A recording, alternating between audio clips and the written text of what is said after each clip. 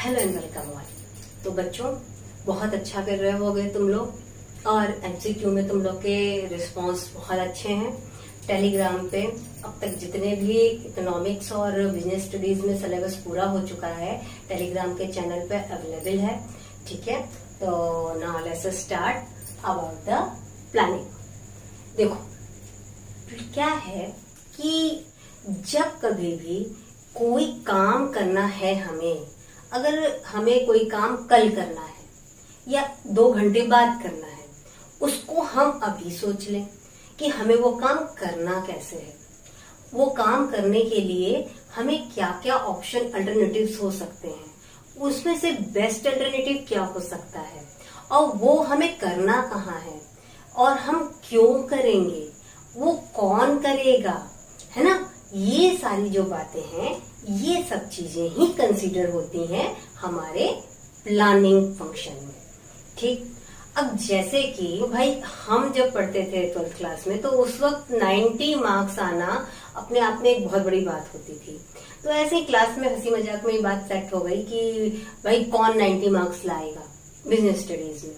हाँ, तो भाई बात हो गई कि बिजनेस स्टडीज में 90 मार्क्स लाने हैं। अब 90 मार्क्स लाने हैं, उसके लिए मुझे अपनी प्रॉपर प्लानिंग करनी हुई। प्रॉपर प्लानिंग करनी हुई, ये हुआ कि भाई मुझे तो अपने सारे सिलेबस को फिनिश करना होगा सितंबर अक्टूबर तक में। उसके बाद मुझे उसकी केवल और केवल उसके ऊपर पॉलिश करना है, यानी कि बार बार मुझे उसको रिवीजन करना है ना। तो ये क्या हुआ कि 90 मार्क्स लाने के लिए मैंने अपने विजन को, अपने टारगेट को सेट किया कि मुझे 90 मार्क्स लाना है। और वो 90 मार्क्स लाना कैसे है, इसके बारे में सोचा। और फिर क्या हुआ कि वो सारे एप्लीकेशन को अप्लाई करके then at the last 90 marks आ गए, है ना।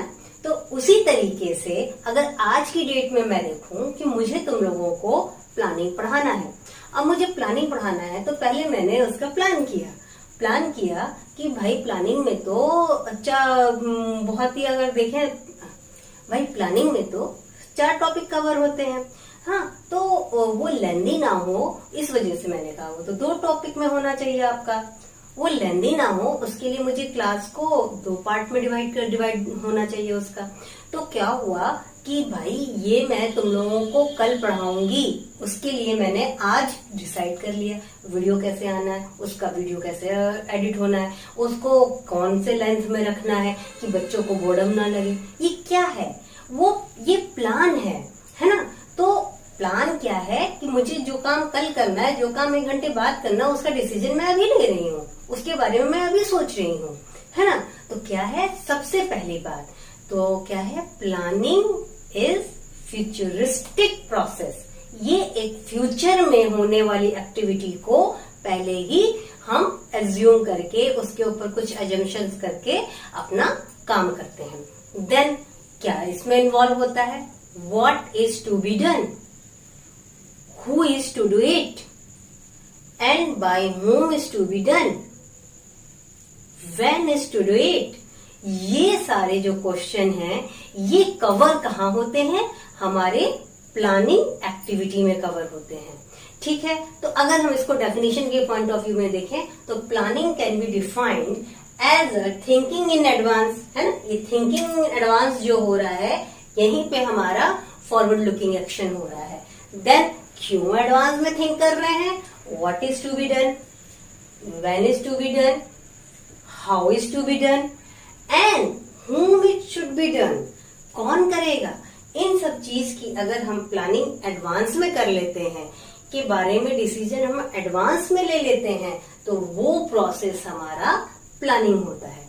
अब प्लानिंग की अगर हम फीचर्स को देखें तो फीचर क्या है कि सबसे पहले तो सेटिंग ऑब्जेक्टिव। प्लानिंग जो है वो सबसे इम्पोर्टेंट रोल है किसी भी ऑर्गेनाइजेशन के ऑब्जेक्टिव में। जो सबसे मोस्ट इम्पोर्टेंट कंट्रीब्यूशन प्ले करता है, वो करता है प्लानिंग। क्या है कि गोल ओरिएंटेड होना चाहिए। अगर गोल और टारगेट को हमने सेट कर लिया है तो then it should be achieved, वो अचीव होना चाहिए, तब तो हमारा वहां पे प्लान शुरू होता है।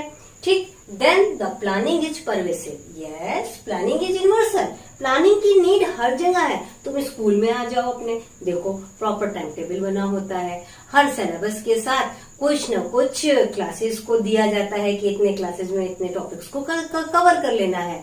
फिर तुम हॉस्पिटल्स में जाओ, तुम कुछ नहीं एंटरटेनमेंट के लिए सिनेमा हॉल्स में जाते हो, वहां देखो तुम लोग की सीट्स क्या है, प्लांट वे में लगी होती हैं। ये तुम्हारे जाने के समय थोड़ी ना लगती है, वो तो पहले से ही नंबर ऑफ सीट्स लगी है, आपके टिकट पे नंबर होता है, आप जाते हैं फिर उस पर बैठ जाते हैं, है ना। तो क्या है, ये एक यूनिवर्सल प्रोसेस है। It needs business as well as non business organisation used by everyone and required at all level. हर एक जगह, हर एक काम के लिए सबसे पहले हमें प्लान करना होता है। Then planning is the primary function. Yes, planning is the primary function of management. क्यों?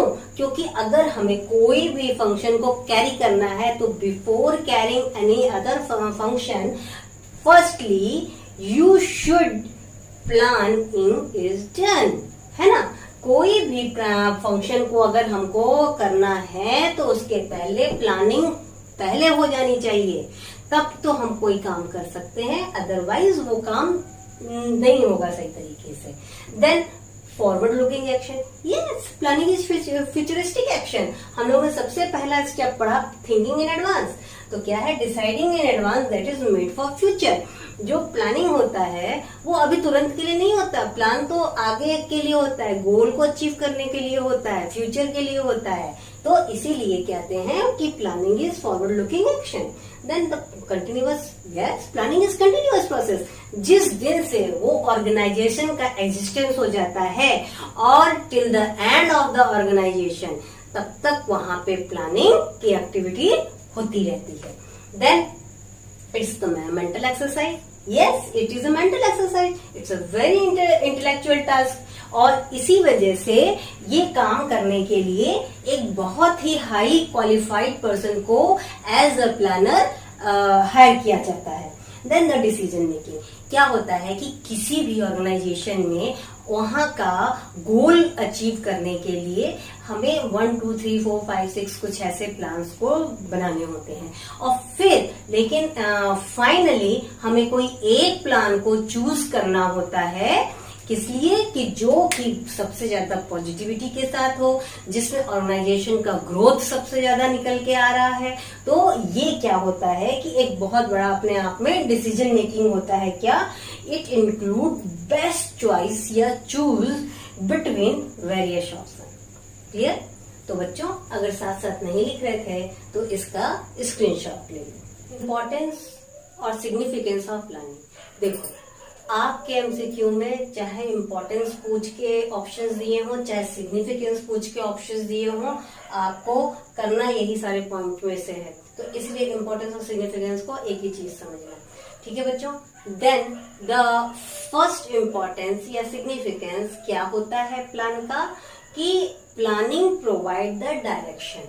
प्लानिंग किसी भी ऑर्गेनाइजेशन को, किसी भी बिजनेस को उसके एक्टिविटी के लिए एक डायरेक्शन देता है।